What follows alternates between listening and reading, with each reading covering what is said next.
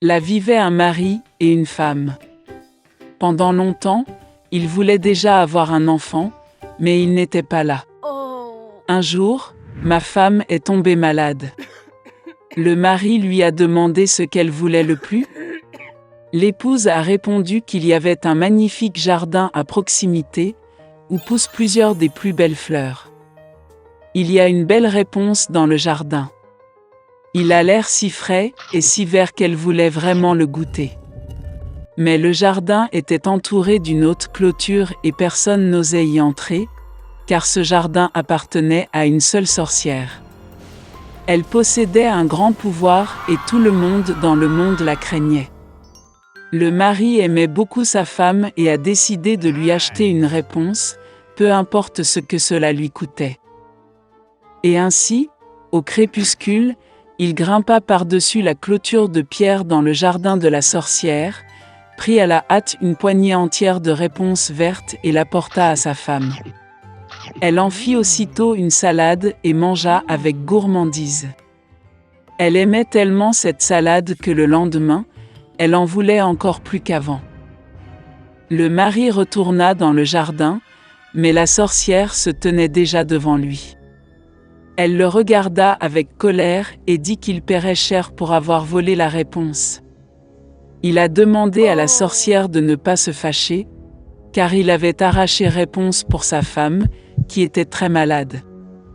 Et il l'aime tellement.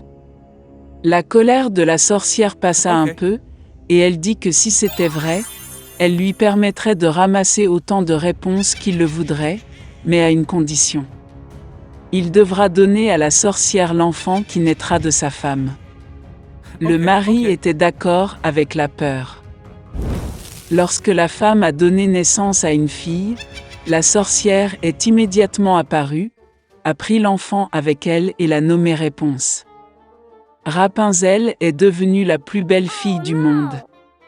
Quand elle avait 12 ans, la sorcière l'a enfermée dans une tour.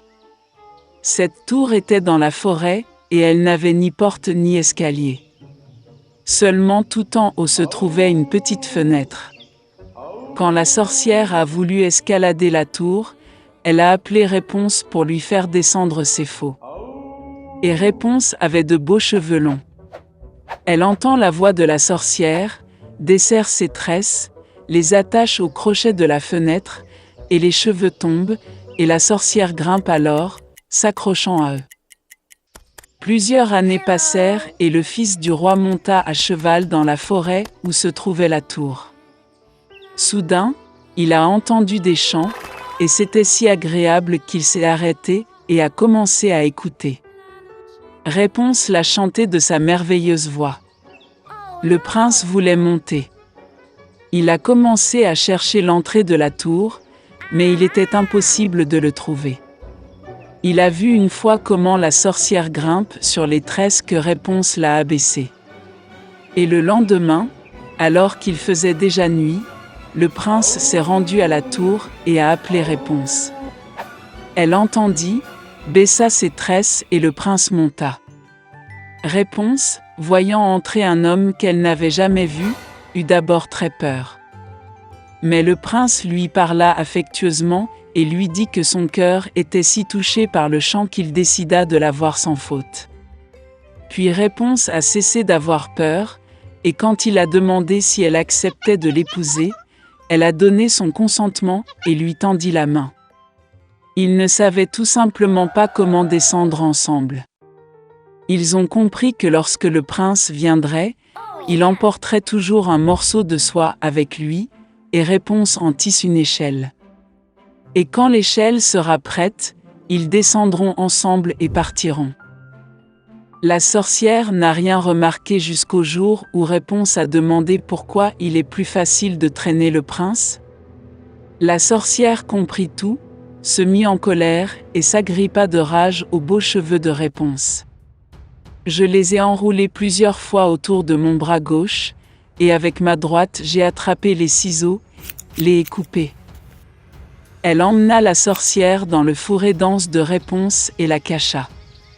Elle a attaché les tresses coupées au crochet de la fenêtre et, lorsque le fils du roi est apparu, les a tirés vers le bas. Le prince est monté et a vu la sorcière. Elle le regarda avec son regard malicieux et dit qu'il ne verrait jamais réponse. Le prince était fou de chagrin et de désespoir, sauta hors de la tour, mais les épines épineuses des buissons, sur lesquels il tombait, lui arrachaient les yeux. Le prince aveugle a erré pendant plusieurs années dans le chagrin et le chagrin à travers la forêt, tout le temps pleurant et pleurant pour sa bien-aimée perdue. Une fois, il est entré dans un fourré dense. Soudain, le prince entendit quelqu'un chanter, cela lui semblait si familier, et il alla à sa rencontre. Lorsqu'il s'approcha, Réponse le reconnut, se jeta sur son cou et pleura amèrement de joie. 2 larmes coulèrent dans ses yeux, et le prince retrouva la vue et commença à voir comme avant. Il l'a amené dans son royaume, et ils ont vécu de très nombreuses années dans le bonheur et la joie. Un jour, tous les animaux de la ferme sont restés sans nourriture. Puis une petite poule rousse a décidé d'aller sur le terrain et de chercher quelque chose à manger. C'était triste de marcher seule, alors la poule est allée vers la vache et l'a invitée à marcher ensemble. Mais la vache ne voulait aller nulle part, et a donc dit qu'elle avait très chaud et qu'elle resterait à la ferme. Puis le poulet est allé au cochon, mais elle ne voulait pas quitter sa flaque d'eau fraîche. Alors, le poulet a décidé de demander de l'aide au chien, mais il a souhaité rester dans son stand. Enfin, le poulet est allé au canard. Après une courte réflexion, elle a également refusé de quitter l'étang. Personne ne voulait aller avec le poulet, alors elle a dû chercher de la nourriture seule. Ainsi, un poulet a traversé le champ et a trouvé plusieurs grains de blé.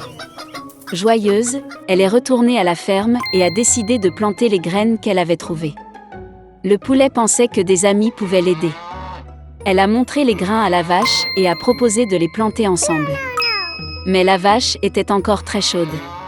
Puis le poulet est allé vers le cochon, mais elle a refusé de l'aider. Alors, le poulet s'est tourné vers le chien, mais il ne voulait pas quitter le stand. La dernière poule a demandé de l'aide au canard, mais elle a décidé de rester dans son étang préféré. Et le poulet a dû planter les graines seul. Les semaines ont passé, les pluies ont commencé et les graines ont germé. Cela vaudrait la peine de les désherber. Puis le poulet a demandé à ses amis qui pourraient l'aider. La vache a dit qu'il pleuvait aujourd'hui. Le cochon ne voulait pas bouger. Le chien avait peur de se salir et le canard s'est plaint de sa santé. Et encore une fois, la poule devait tout faire elle-même. La petite poule rousse sarclait seule le lit. Après un certain temps, le blé a poussé et il était temps de récolter. Puis le poulet a invité ses amis à ramasser du blé ensemble. Mais la vache était très occupée. Le cochon ne voulait pas sortir de sa flaque d'eau. Le chien s'est caché dans sa cabine et le canard n'a pas du tout écouté le poulet. La petite poule rousse a donc travaillé jusqu'à la tombée de la nuit. Elle récoltait du blé, épi par épi. Enfin, il était temps de transformer les céréales en farine. La poule est de nouveau allée demander de l'aide à ses amis. Puis la vache a dit qu'il était temps pour elle de donner du lait et a refusé de quitter la grange. Le cochon ne voulait pas non plus aider. Le chien a dit qu'il ne savait pas faire de la farine et que le canard était très occupé à nager dans l'étang. Le petit poulet a haché le blé lui-même et l'a transformé en farine. Enfin, il est temps de préparer un délicieux pain. Le poulet s'est tourné vers ses amis pour obtenir de l'aide. Mais la vache n'avait pas le temps de travailler. Le cochon est trop fatigué pour aider. Le chien était occupé et le canard a dit qu'elle ne savait pas du tout faire du pain. Cette fois, le poulet s'est vraiment mis en colère. Elle est allée à la cuisine et elle a pétri la pâte avec la farine qu'elle a moulue. Elle l'a mis elle-même dans le moule, l'a envoyé au four et a attendu que le pain soit cuit. Lorsque l'arôme des produits de boulangerie frais se répandit, la poule sortit le pain du four.